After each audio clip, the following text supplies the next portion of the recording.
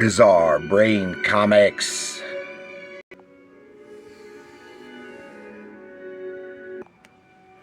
Hello, my comic book friends, and welcome to Bizarre Brain Comics. I am Gary, your host, and this is where I like to take a look at some older comics, talk a little bit about the characters and creators, and examine the stories and the art. And that got too loud.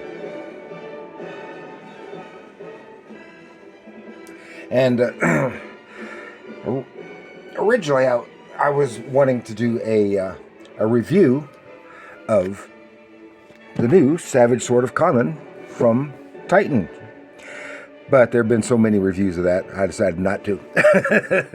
But although I did want to mention, great Joe Jusko. Let's get this lovely lady out of the way. Joe Jusko, great cover painting. And the story, I mean, it's just like flashback to Marvel's old Savage Sword from the 70s and 80s. Great artwork, and I haven't read the backup story yet, but I mean the lead story is great. Great artwork. It's not quite as pleasing to my eye as De La Torre's was for the color comic, but still it's pretty great. The only thing I have to say about it is the gray tones, all done by computer, and it looks it. I'm not thrilled with that. Has still beautiful artwork. I prefer the gray tones done by hand with wash, with a gray tone wash. It just looks better to my eye. So then I thought I would talk about a little bit about Savage Sword of Conan. I used to, years ago, I had dozens and dozens of issues of Savage Sword. And I had thousands more comics. But She Who Must Be Obeyed insisted that I get rid of a lot of stuff to make room. So I wound up giving away probably thousands of dollars worth of thousands of comics, including most of my Savage Sword. I still have a few issues. Here's just a few. I have a few others floating around somewhere. But I thought we'd take a little look at some Savage Sword. This is issue number 42, the $1 cover price. Oh, it's great Bob Larkin cover. There's great painted covers by various artists. I guess Boris Viejo started off early in his career doing a lot of the covers for Savage Sword, and then moved on to bigger things. And we got a lot of Bob Larkin. This is from 1979, and who I really like, who did covers for some of the Marvel paperback books, reprint, trade paperback, and the paperback novels from 79, 80. And but my favorite is Earl Norham. Is right here. And here we have The Deviltries of Gamburu. I think this was written by Roy Thomas, art by John Buscema and Tony DeZuniga. I think Tony's inks are the best inks on Buscema's pencils. I think even better than Buscema's own. It just fits the tone. See, and most of the gray tones in here were done with zipatone, duotone paper, and or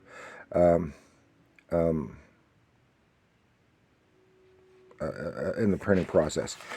But of course, one of the things with the Savage Sword being the black and white magazine, not subject to the comics code, more violence and appreciably more nudity, without being too graphic about it.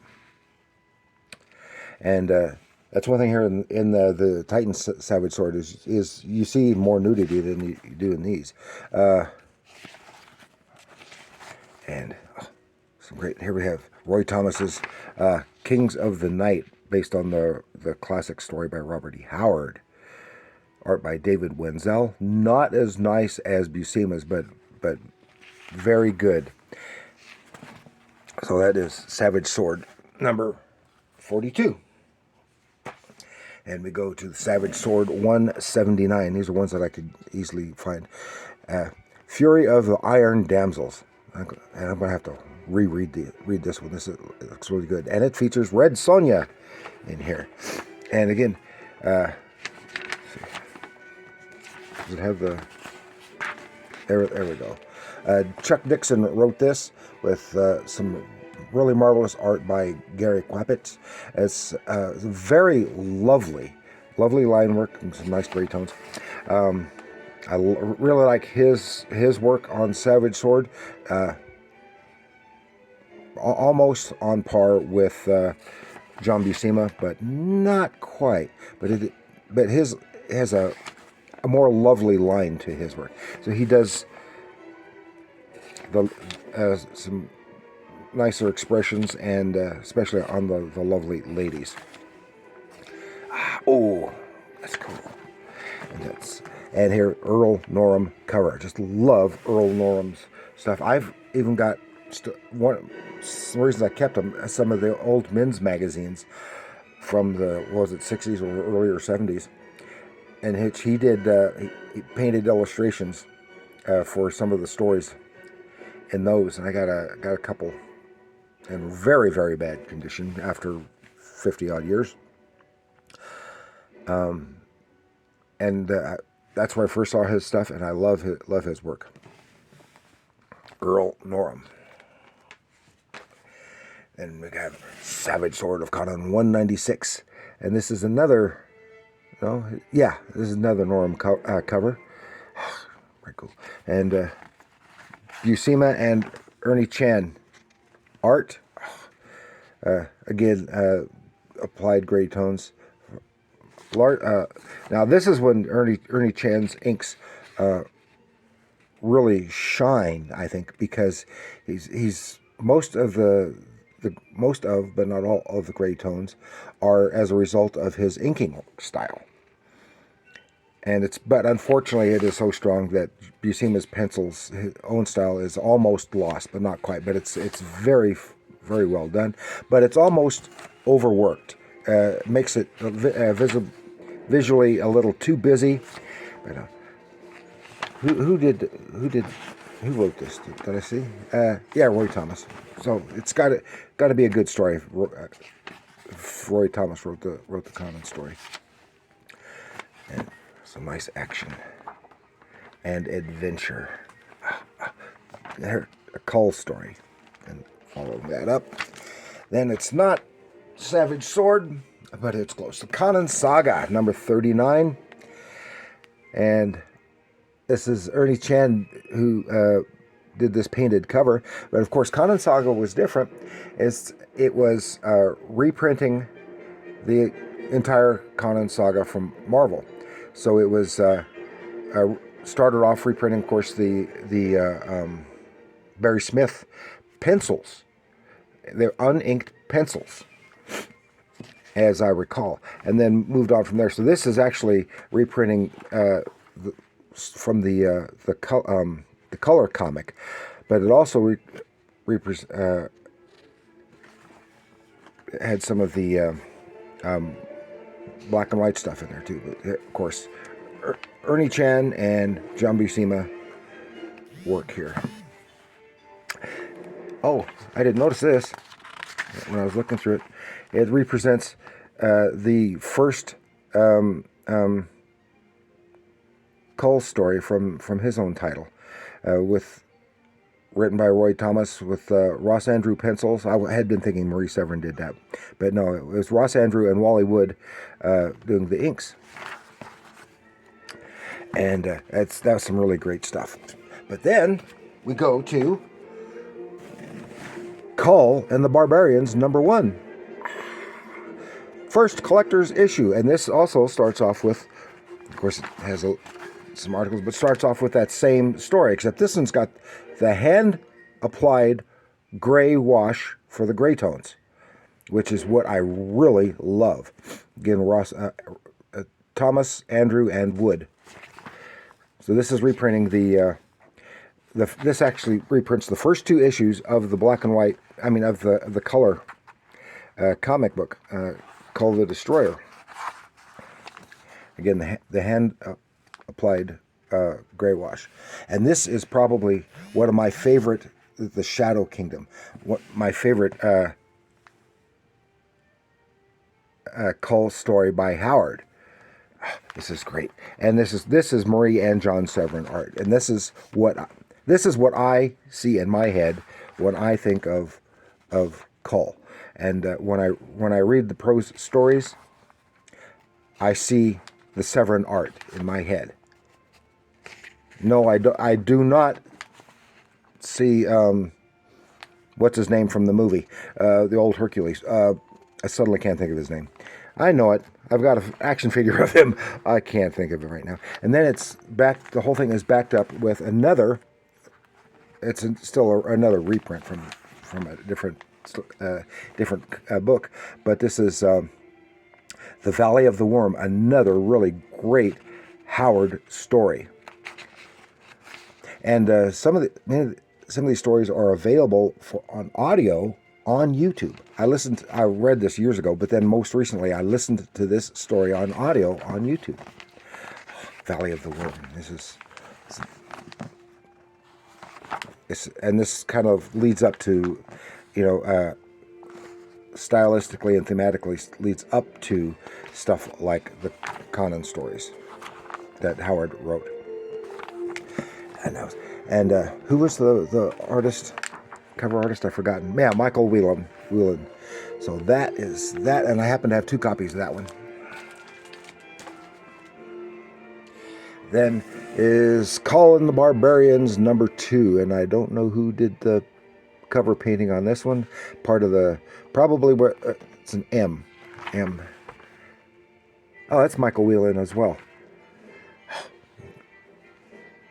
The Wrath of Thulsa-Doom. And I think this one was an original.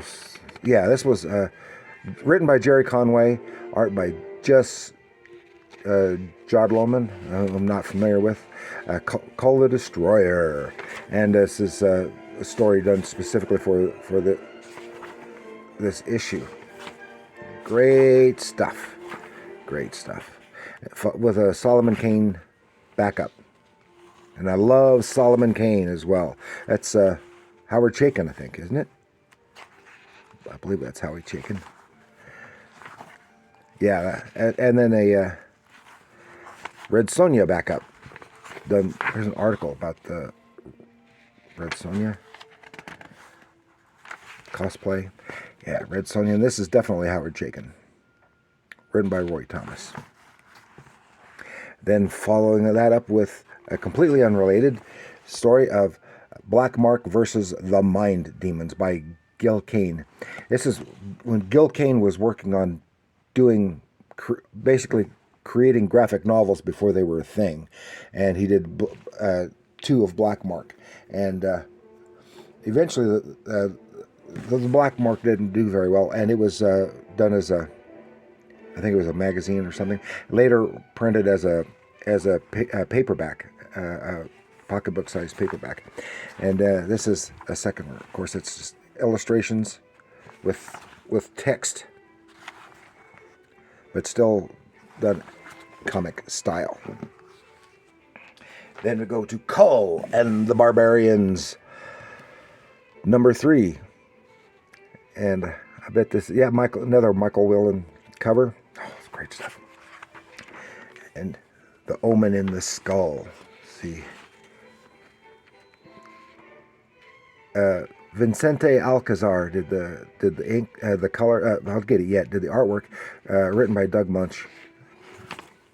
Oh, look at this, some great stuff. And then here you have Red Sonja backup by Howie Chaykin. Some nice Howie Chaykin work, but not as good as Frank Thorne's, though. I mean, it's, at least on Sonja. And then Into the Silent City.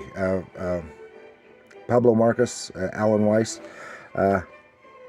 Written by Roy Thomas. A Solomon Kane story. Also nicely done. Nicely done. Then I have from Marvel Preview, number 19, Kull the Destroyer. Kull battles for his life against the malevolent magic of Thulsa in a time-lost tale of sword and sorcery, plus epic adventure with swashbuckling Solomon Kane. So it's basically like the others. This is John Buscema, and in 20 Days of Niggin, I've already mentioned him. Sal Buscema, his brother, and Sal's style was very similar to John Buscema's. Written by Roy Thomas. Riders Beyond the Sunrise, and the nice hand wash, of course, just like they did with all the Conan books, have the map of their world. And this is before the cataclysm that gave rise to the Hyborian Age. Rehashes his origin, maintaining the look of the architecture and costuming, etc., from the Severin period. It's nicely done. I'm not as thrilled with his interpretation of Thulsa Doom here, but still.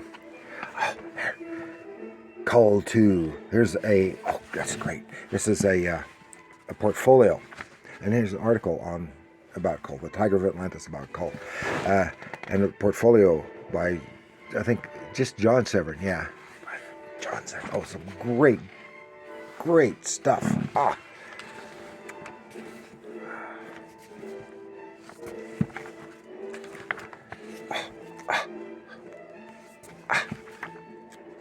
Kull. Followed up with Solomon Kane by Steve Gann and Will Monio. This is written by Don Glut from Dagar and Dr. Spectre from Gold Key. And then we go to, this is a little different, Marvel Super Special number 38, Red Sonja. This is the art by Mary Wilshire and inks by Vince Colletta.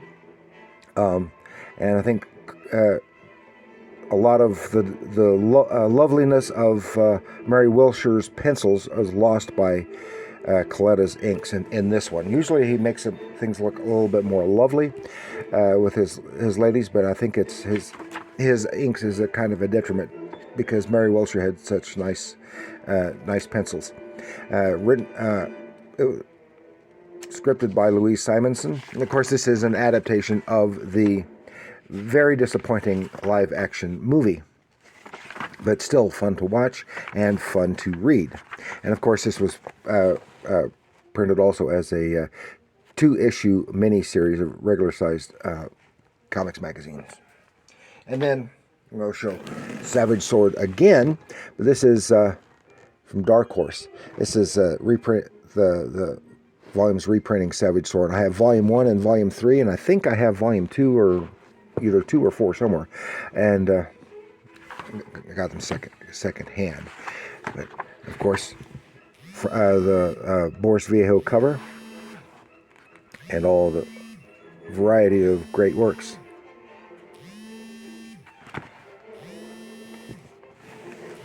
And someone is trying to call me. And another Boris Viejo on the back. And then volume 3 with the great Earl Norham cover. And just more of the same.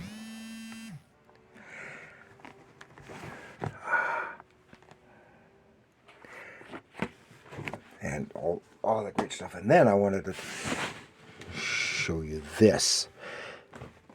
If you can you see it? Whoops, I knocked it over. Okay. This is Conan, the Ultimate Guide to the World's Most Savage Barbarian by Roy Thomas. with a forward by Todd McFarlane, which makes no sense to me. And this is from about 2007, 2006, I think. Hardback book, if you've never seen this.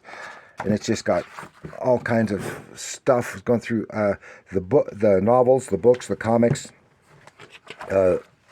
talking about showing some great artwork from the comics and other sources, the games and characters and events. There's another great Earl Norham. And a wonderful bit of background for this great Robert E. Howard character. And that's some wonderful stuff there. So that's all I've got for you this time. All that I wanted to show you, and I ran longer than I intended again. So thank you for joining me. Please like, share, and subscribe. Share this with any friends that you have who are big Robert E. Howard /Conan/Kull fans. Maybe they're unaware of some of this material. Share it with them. And let me know what you think of these things. Oh, that's good. Look at that. Look at that. Grim visage. Let me know what you think in the comments below. And remember, comics are art.